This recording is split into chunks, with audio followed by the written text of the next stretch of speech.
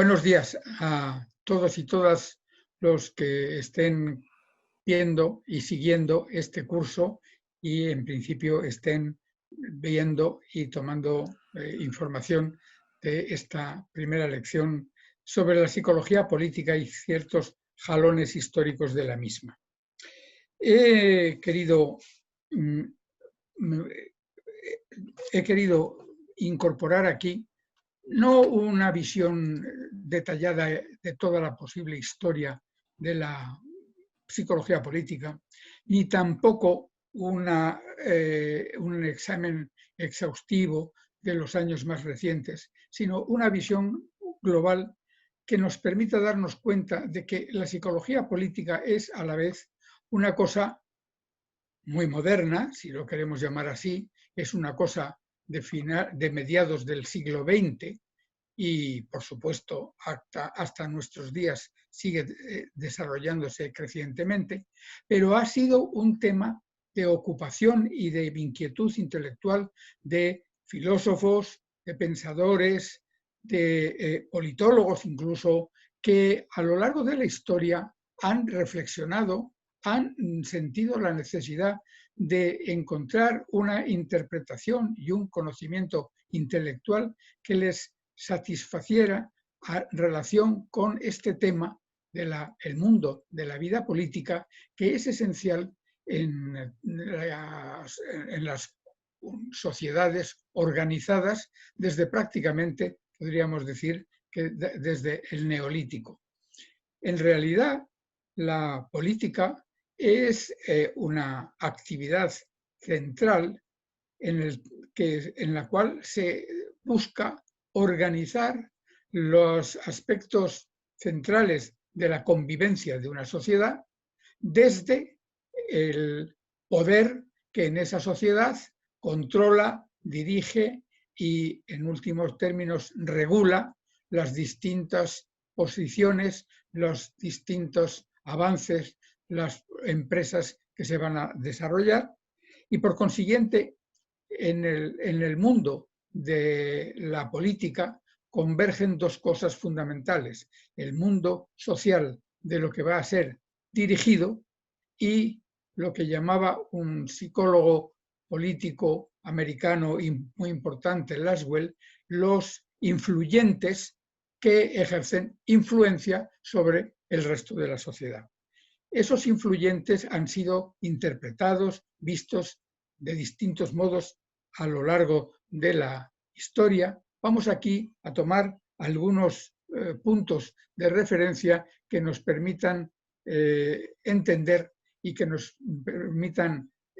seguir la pista de cómo la reflexión en torno al poder y en torno al mando ha ido evolucionando en el marco de la historia.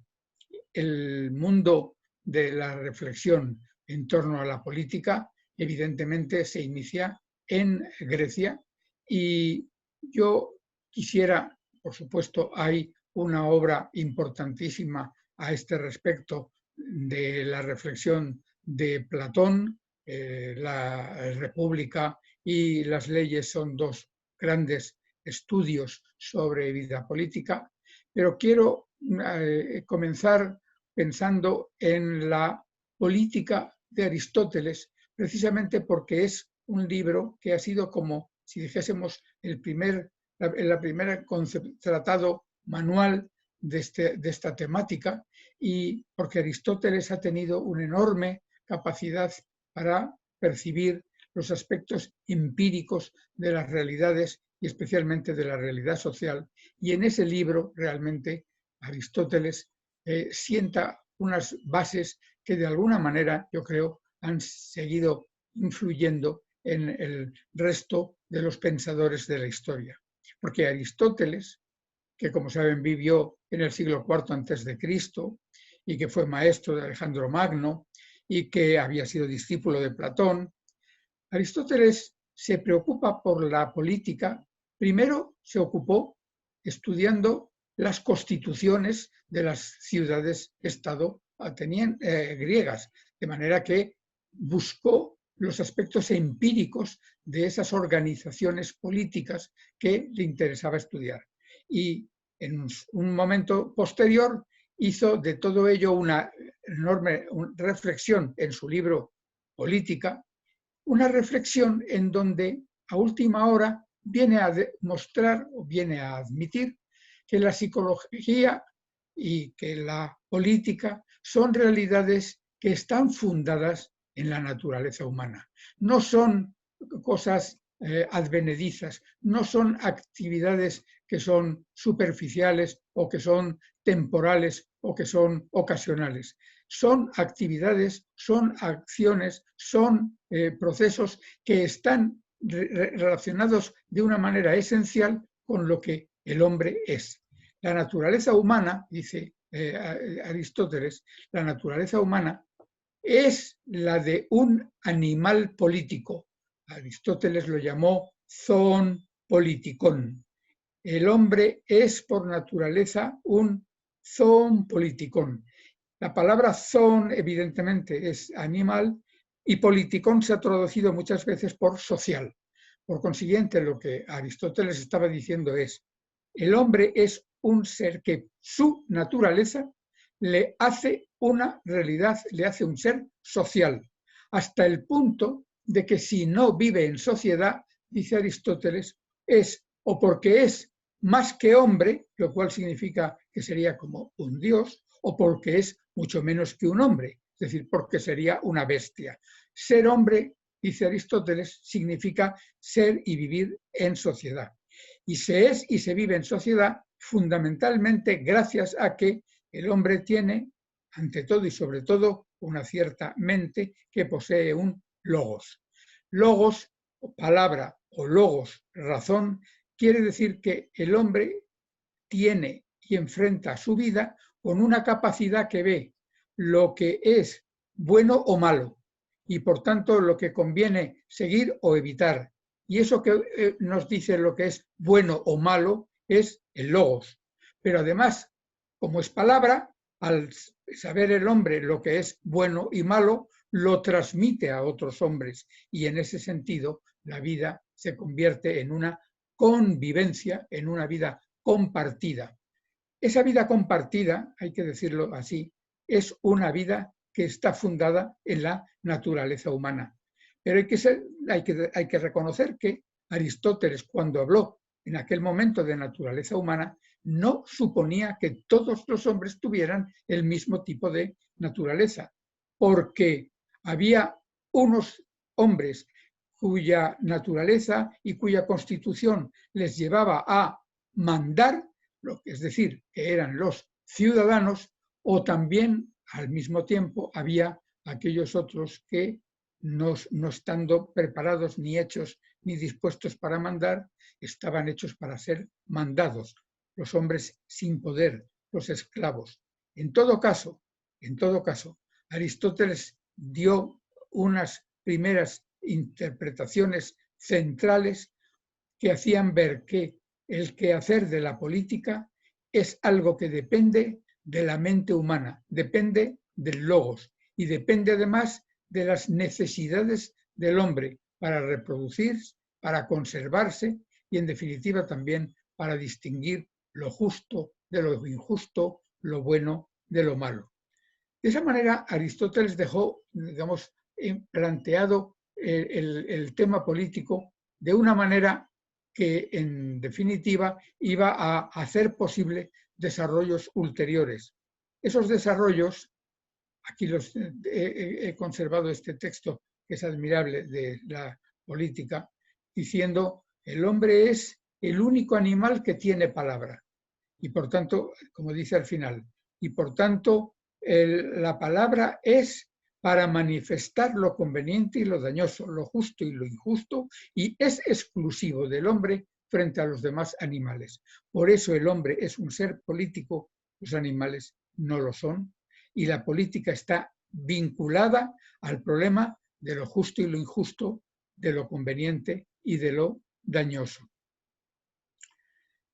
Las ideas de Aristóteles han tenido un larguísimo recorrido en el mundo occidental y una de las grandes etapas de reconsideración y repensamiento, reformulación de las ideas aristotélicas tuvo lugar durante la Edad Media. Y he querido recordar aquí la reelaboración que de esa idea naturalista de la mente y naturalista de la política vino a hacer Santo Tomás de Aquino, que tenía un principio básico distinto del de Aristóteles. Aristóteles partía de la idea de la naturaleza, pero Santo Tomás partía de la idea de creación y, por tanto, de un Dios creador. Y en ese sentido, lo que Aristóteles había hecho que fuese sometimiento y convivencia en la sociedad, Aristóteles había dejado puesto el hombre en un nivel natural, lo transforma Santo Tomás al hacer que el hombre esté sometido justamente para su salvación, justamente para poder llegar a la vida definitiva que les espera, esa vida definitiva que solo en otra vida podrá llegar a tener, tiene que contar con el apoyo decisivo de la Iglesia. Y en ese sentido, mientras que para la fundación de la familia, el mantenimiento en el mundo natural requiere de una propiedad y requiere de una razón y requiere, por tanto, de un fundamento, llamemos, natural, para poder alcanzar esa meta última que Santo Tomás, como hombre cristiano religioso, cree que le corresponde, se da cuenta de que el poder a última hora habrá de tenerlo quien en definitiva es el representante de Dios, es decir, la Iglesia, y también aquellos que presentan y que mantienen el poder hacia la sociedad, habiéndolo recibido por gracia de Dios, de manera que son los reyes y los príncipes que han adquirido el poder. En ese sentido, Santo Tomás creyó la política supone una organización mental de la sociedad en donde el elemento clave radica en esa obediencia del individuo al príncipe o al rey, un príncipe y un rey que a su vez han de estar sometidos a la Iglesia, que a su vez es la representante en la tierra del Ser Supremo. Por tanto, el mundo de lo político entró aquí en una importantísima transformación que es la consecuencia de una incorporación o de un elemento de religiosidad como base de ese mundo político. Pero ese mundo político que se basaba en una visión religiosa dependiente de una revelación y dependiente de toda una doctrina que tenía una dimensión histórica evidentemente y clarísimamente limitada, esa religión, al llegar el Renacimiento, empieza a perder fuerza en cuanto a elemento que oriente y dirija a los hombres. Y entonces el mundo de lo político va concentrándose no en cómo organizar la vida para llegar a la otra vida, a la ultravida, sino algo mucho más sencillo, es decir, en cómo en el mundo de la convivencia de los individuos se tiene el poder para poder controlar los hechos de la sociedad. Y el que tiene el poder es justamente el que organiza la sociedad, el que ha alcanzado el poder y el que va a mantener y a defender ese poder como sea, porque el tener el poder significa todo y el perder el poder significa nada. Y en esa situación Maquiavelo hace una tremenda, impresionante reflexión sobre el príncipe. El príncipe es quien tiene el poder. Es una visión del poder laico, es una visión del poder pragmático, es una visión del poder naturalista y es una visión del poder que acepta que las cosas que se vayan a emprender deberán estar fundadas y organizadas causalmente y por consiguiente habrá que encontrar los modos de lograr aquello que se quiere colocando previamente los medios que conduzcan a ese fin que se busca. Y en ese momento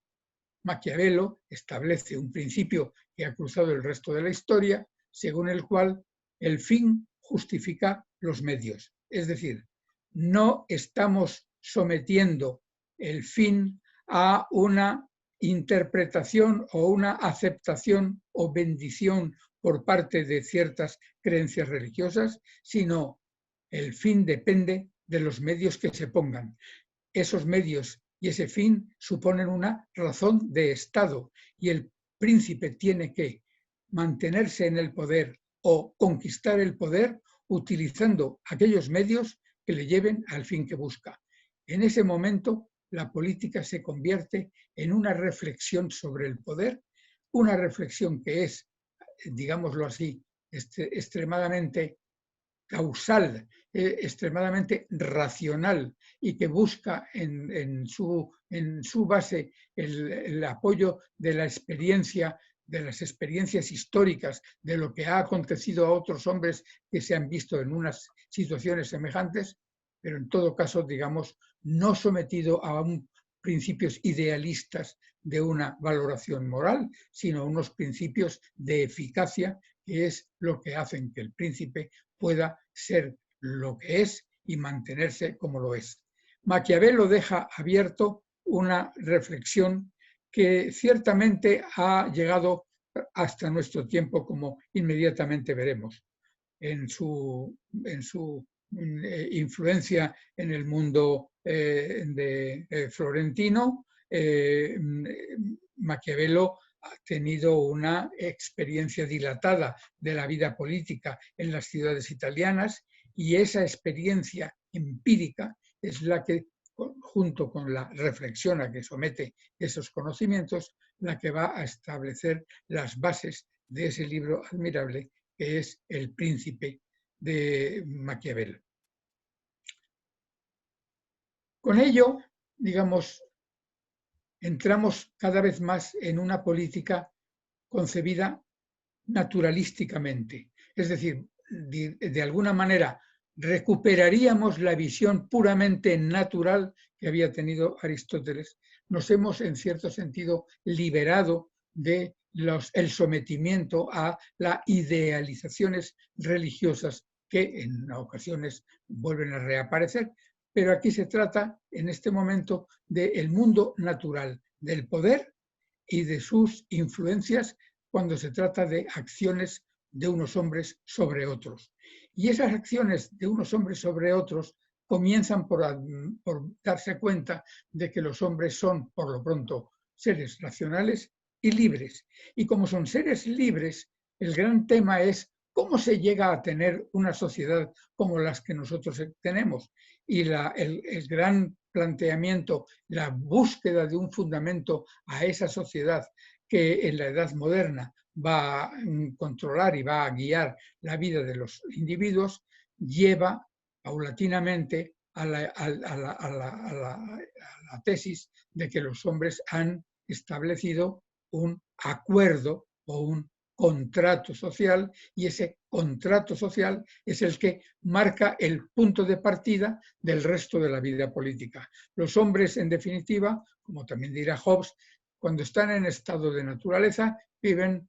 unos frente y contra otros, pero cuando viven en estado de sociedad es porque de alguna manera han pactado, han contratado su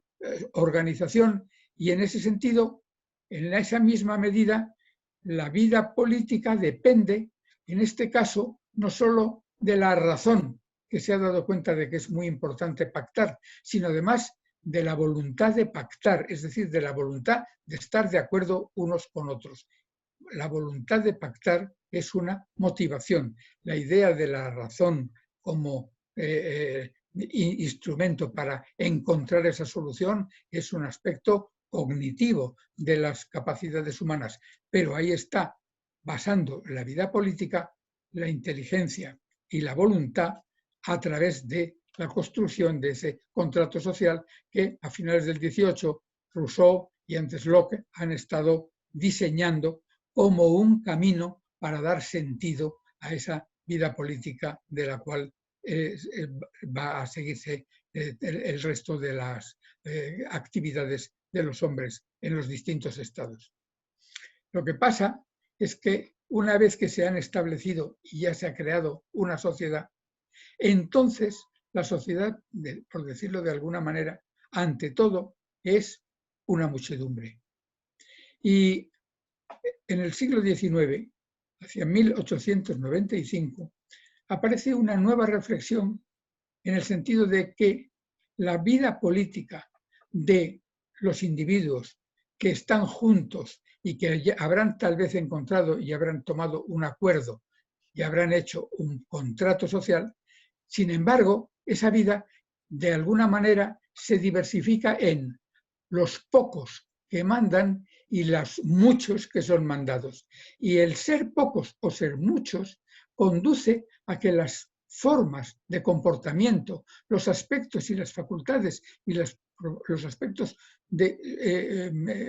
psicológicos de esos individuos sean diferentes. Y en ese momento, un francés, Gustave Le Bon, se fija en que cuando los individuos funcionan en muchedumbre, cuando funcionan en masas, entonces funcionan de una manera muy distinta a cómo funciona el individuo solitario, que funciona con la razón, que funciona con su motivación, que funciona con su sentido crítico. Porque para Le Bon, cuando las masas funcionan, ellas aparece como una especie de alma colectiva, los individuos ahí pierden su singularidad, entran en el anonimato, se sugestionan unos con lo que otros hacen y aparecen conductas de impulsividad, de irritabilidad, falta de sentido crítico y, en definitiva, como piensa Le Bon, una rebarbarización. Los hombres dejan de utilizar el sentido del logos crítico que tuvo ya en los tiempos de Aristóteles para entrar en un movimiento de impulsos, si se quiere, cuasi instintivos, que dirigen esas conductas. Y en ese problema aparece ahí una cuestión central de tipo psicológico. Las conductas de las masas son conductas que ahora las entendemos, tal como las ofrece Le Bon, como una pérdida de aspectos intelectuales y de aspectos cognitivos, como una vuelta hacia los instintos, como una rebarbarización. Es, por tanto, en la vida política donde se dan ciertos cambios psicológicos cuando se dan también cambios de tipo social. La tesis de Le Bon inició un camino que muchos otros iban a seguir después, porque hizo ver que los psicólogos tenían mucho que decir ante los problemas sociales en donde precisamente son masas las que intervienen, por ejemplo, las masas revolucionarias que habían estado durante la Revolución Francesa activando y desarrollando su fuerza no solo por Francia, sino por todo el mundo europeo. En ese sentido, los psicólogos se sienten llamados a entender cómo funcionan las masas y entender cómo funcionan las minorías que a una forma u otra pueden tratar de controlar esas masas. Esa visión de Gustave Le Bon tuvo un impacto en una figura que ha tenido una enorme influencia en la vida psicológica, no solo en la vida psicológica intelectual y en la vida psicológica afectiva, sino también en la vida psicológica clínica, en los problemas, digamos, sociales, que es Sigmund Freud. Sigmund Freud, como es sabido, desde 1859 ha desarrollado una auténtica construcción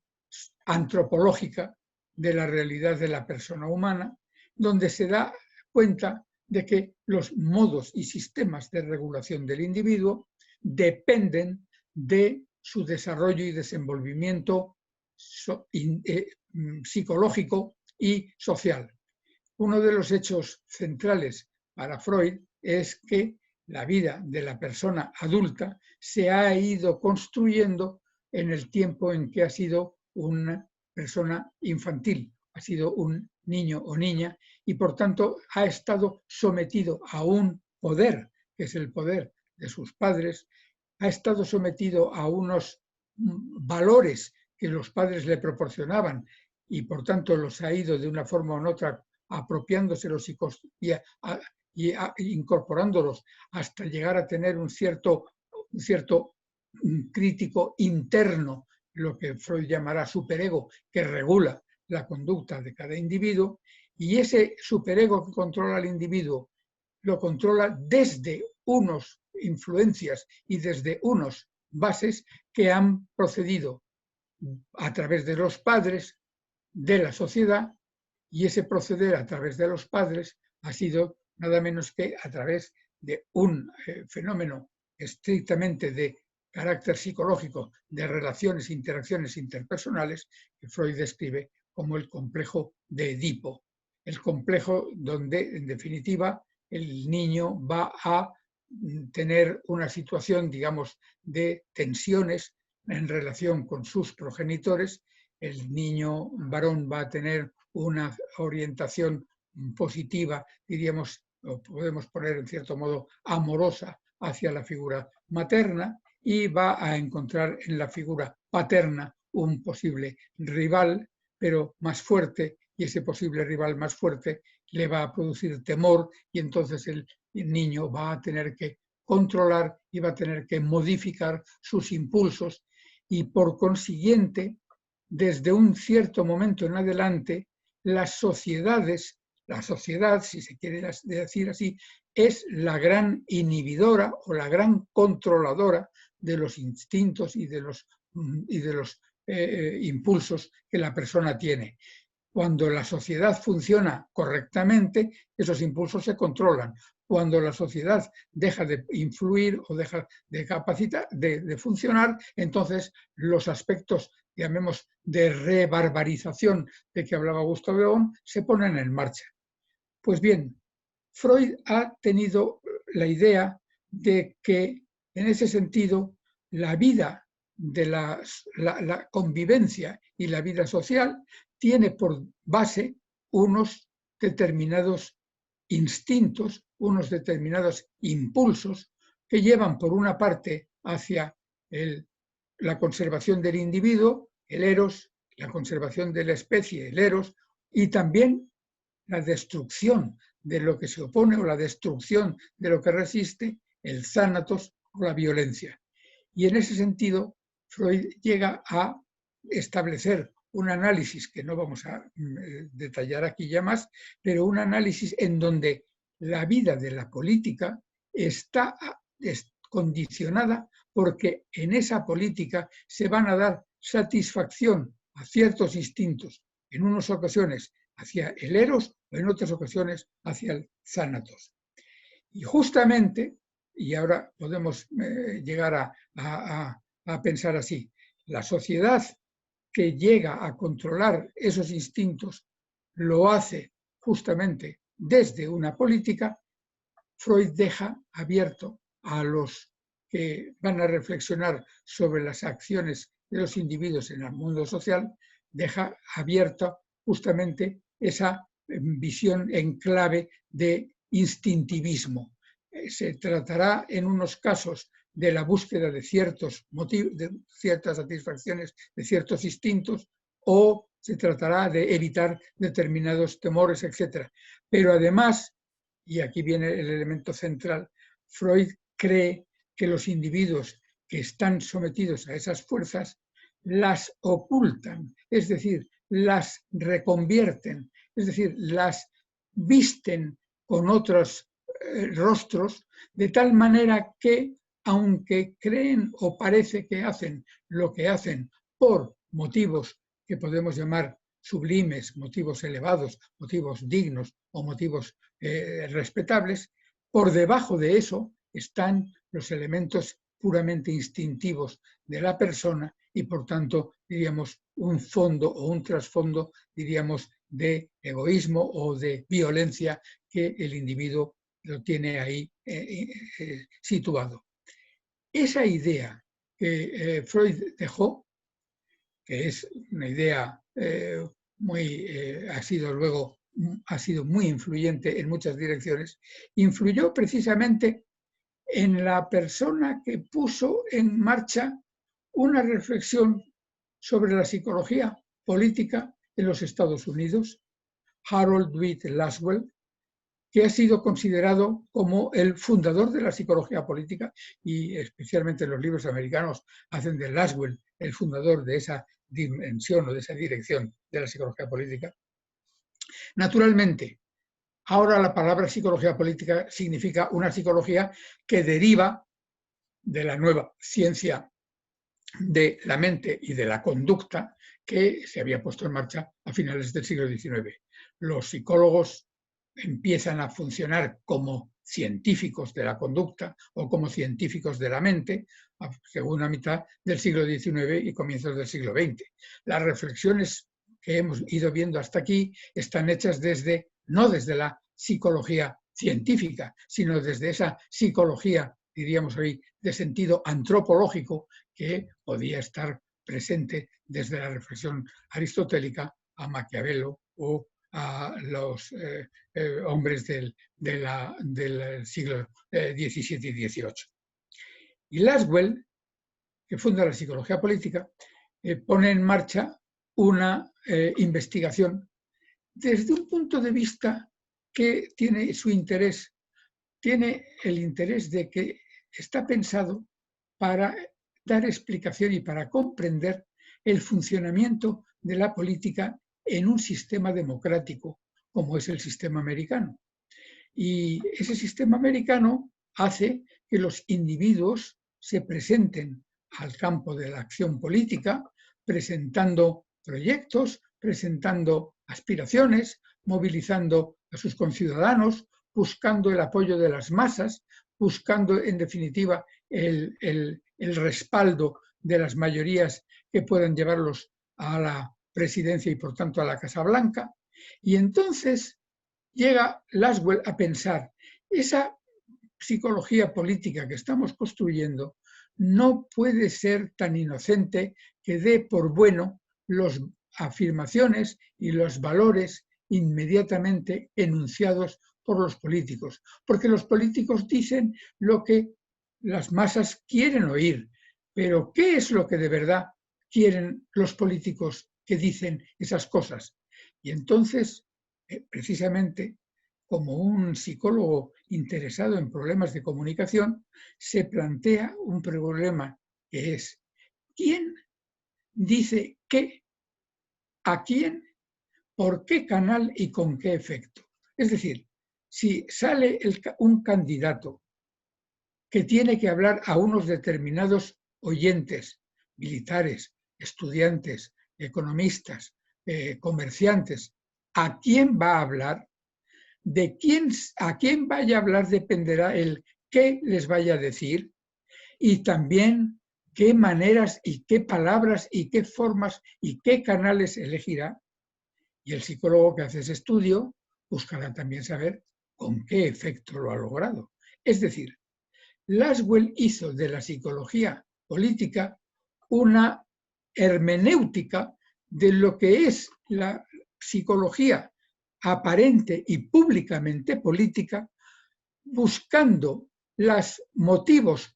de fondo de esa política formulada que aparecería como una racionalización, como llamaba Freud, el sometimiento de los impulsos internos a un criterio de aceptación racional y moral, pues el psicólogo político tiene que descubrir qué hay por debajo de lo que el político está diciendo para saber de verdad a dónde llevan sus palabras y qué es lo que se está buscando con ello.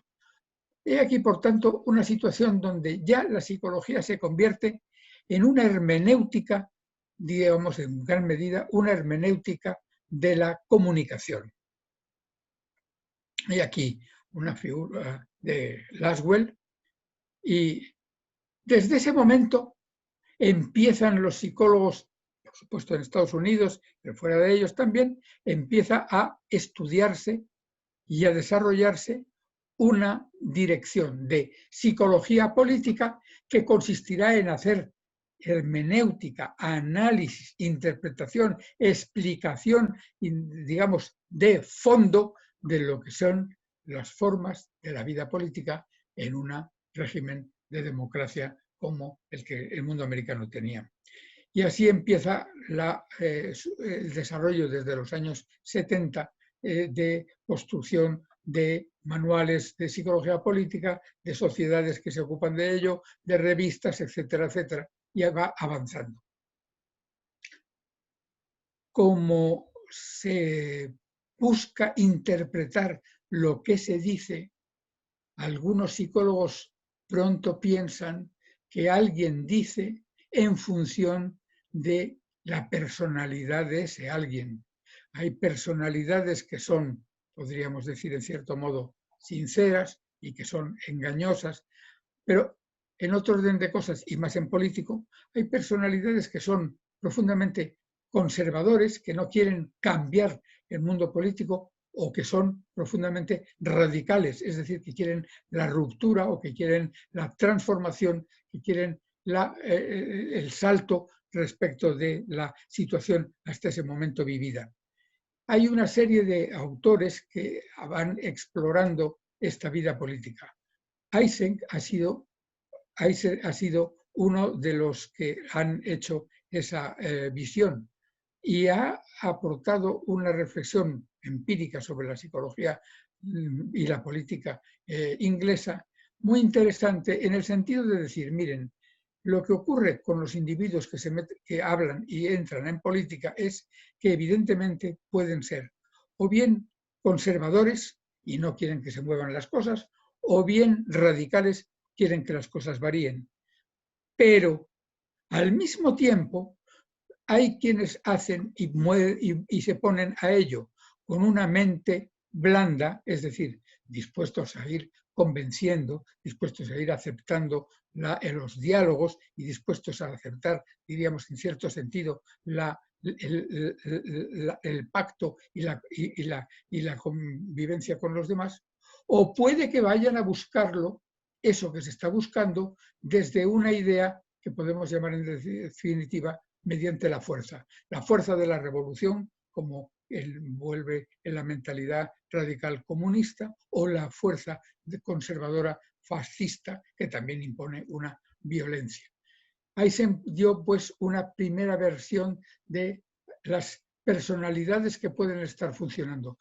No solo funcionan las mentalidades que proceden de una determinada educación o formación, sino cuáles son los que son por su naturaleza duros o blandos, intransigentes o aceptadores. Se han desarrollado de los viejos tiempos del mundo maquiavélico la idea de que se puede también averiguar y encontramos personalidades que son sujetos maquiavélicos, que es el puramente calculador que está dispuesto a manipular a los otros implacablemente, o bien las personas que pueden encontrarse como afectadas por una vida emocional o una vida de formación moral que controla sus acciones. En ese desarrollo, en este aspecto de la personalidad, en cómo actúa y en cómo se enfrenta y cómo se plantea en relación con el poder, a 1950 se produce una obra importantísima, no me voy a detener mucho porque esto se está alargando, pero una obra importantísima que es el estudio de Theodor Adorno y otros autores,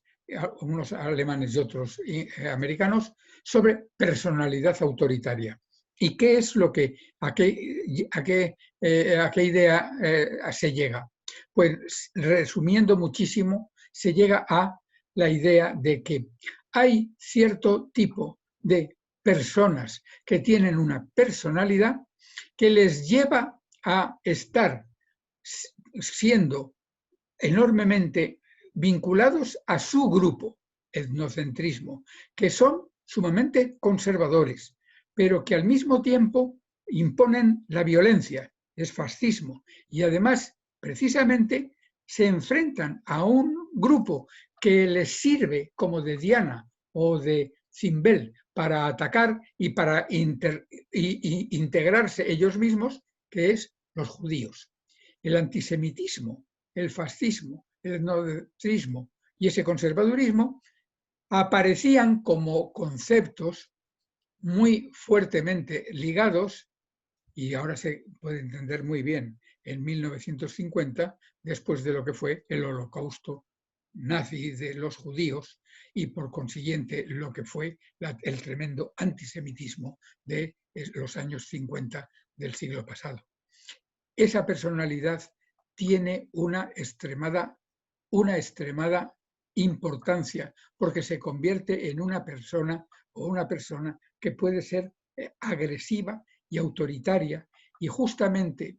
es interesante detectarlo, y esa detección de cómo es esa persona lo llevan a cabo en su estudio sobre la personalidad autoritaria, dándose cuenta de que tiene unas creencias estereotipadas, que tienen ciertos modelos de lo que son los buenos y los malos, que admiran al poder y que tienen tendencias destructivas, que se enfrentan a los que son grupos externos a ellos y que, en definitiva, además proyectan, es decir, la violencia que ellos engendran, la proyectan en los otros de manera que, como Freud había visto, creen que están viendo una violencia en los otros cuando es la de ellos proyectada al exterior. Esa personalidad autoritaria ha dado un enorme tema de investigación. Puede valer el que vean alguna ítem de la escala F, por ejemplo. Si la gente hablara menos y trabajara más, estaríamos mejor. O este país necesita, antes que leyes, a algunos líderes valientes. Es decir, estamos ante ideas que tratan de decir no estamos bien porque efectivamente no se están haciendo las cosas como deberían de hacerse. Con la aportación muy reciente del profesor italiano Gian Vittorio Caprara, un hombre que está estudiando en estos momentos las personalidades de los políticos italianos y la política italiana,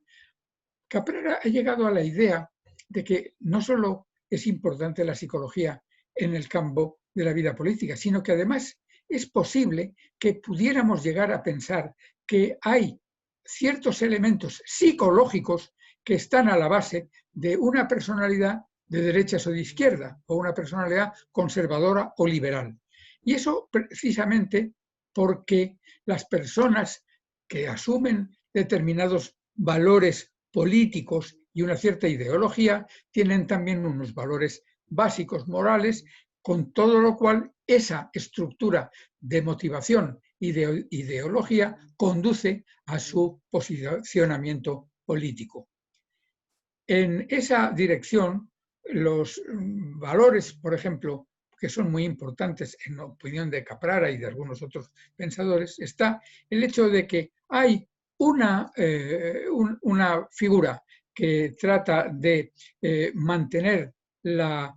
igualdad de oportunidades o que es ajeno a las desigualdades sociales, que mantiene una posición de universalismo a todo el mundo y por tanto aceptación de los inmigrantes, etcétera, etcétera, o que por otro lado busca la seguridad, la tradición, la conformidad y consiguientemente se opone a las incorporaciones de los forasteros, pone limitaciones a los cambios, etcétera, etcétera. Todo eso lleva a que haya una cadena sumamente interesante. La personalidad que cada uno tiene y que depende de que sea extrovertido, introvertido, de que sea neurótico o controlado, etcétera, etcétera. Esa personalidad asume determinados valores morales que hacen que se orienten hacia ciertos valores políticos y esos llevan en dirección a un voto político. Aquí veríamos que toda una red complicada conduce a este rectángulo central de la parte superior, que es lo que opone a el liberal de lo que opone al que es conservador. Y en realidad ello viene de la mentalidad de apertura o resistencia al cambio frente a la idea de aceptar la desigualdad o rechazar la desigualdad. Los hombres que rechazan la desigualdad se convierten en personas, diríamos, pre-revolucionarias porque buscan, ante todo, cambiar las cosas. Los hombres que aceptan que haya desigualdades, pues tienden a mantener el statu quo. Esa situación, en definitiva, nos lleva, para que podamos ahora ya terminar, nos lleva a una visión muy compleja de la psicología política. Importan las ideologías y las actitudes que las personas toman y actitudes que dependen de la personalidad y también dependen de la figura del príncipe, o sea, del líder, o sea, del político que es influyente. Se hace mayor o menor grado de participación, hay los movimientos de protesta, hay las relaciones entre naciones, hay la manera como se ingresa en la vida política y se forma a un joven ciudadano, hay el peso de los medios de comunicación, etcétera, y toda una serie de temas que tienen que ver, como se ve aquí, la conducta del voto, el autoritarismo, el control social, las minorías, el conflicto y la violencia, etcétera, etcétera. Estos son los temas que hoy a los psicólogos políticos les importan. Esos temas han llegado, digamos, a convertirse en un campo especializado que es a la vez un campo de inmediata aplicación sobre nuestras sociedades actuales. Y en ese sentido hay que pensar que lo que hemos visto del desarrollo de la naturaleza política del hombre hasta la visión de que la personalidad influye en la elección que hacemos, nos lleva a entender que el psicólogo tiene una posibilidad de influir y de apoyar y de orientar formas de comportamiento y formas de política que favorezcan en una sociedad más democrática, más libre, más justa y en ese sentido menos comprometida, diríamos, con mantener una rigidez del pasado. En suma, la psicología política se ha convertido en uno de los temas intelectuales importantes porque la psicología de nuestro tiempo está encontrando una sociedad en enorme cambio. El hecho de la globalización es un hecho que pone en cuestión las viejas formas de la vida política y por consiguiente va a hacer falta que la reflexión de los politólogos se una a la reflexión de los políticos y a la reflexión de los psicólogos sociales y de los psicólogos políticos y de todos aquellos que en alguna manera tienen que ver con la sociedad para que seamos capaces de favorecer una emergencia de una nueva globalización mundial que sea más potente, más positiva y más humanizadora de lo que es nuestro mundo contemporáneo. Nada más, muchas gracias.